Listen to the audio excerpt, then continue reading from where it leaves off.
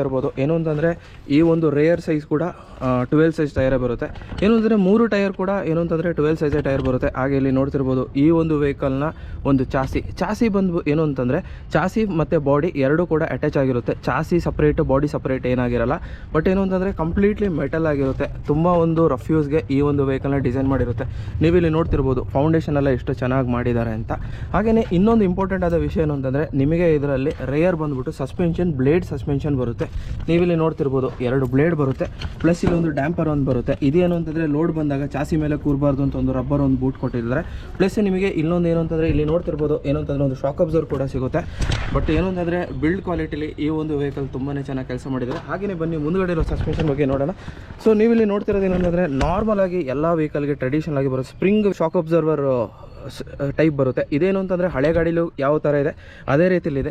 ಯಾಕೆ ಈ ಒಂದು ಮುಂದೆ ಇರೋ ಸಸ್ಪೆನ್ಷನ್ ವಿಂಟೇಜ್ ಸೇಮ್ ಹಳೆ ಸ್ಟೈಲಲ್ಲೇ ಇಟ್ಟಿದ್ದಾರೆ ಅಂತಂದರೆ ನೋಡಿ ಹೊಸ ಟೆಕ್ನಾಲಜಿ ತಂದರು ಅಂದರೆ ಹೊಸ ಪ್ರಾಬ್ಲಮ್ಗಳು ಶುರು ಆಗುತ್ತೆ.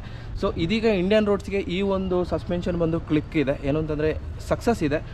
ನೀವು ಯಾವುದೇ ಒಂದು ಟೆರೇನಲ್ಲಿ ಇದು ಚೆನ್ನಾಗಿ ಹ್ಯಾಂಡಲ್ ಮಾಡುತ್ತೆ. ಮತ್ತು ಏನು ಅಂತಾರೆ ಬ್ಯಾಲೆನ್ಸ್ ತಪ್ಪೋಗೋದು ಅದೇನಾಗಲ್ಲ.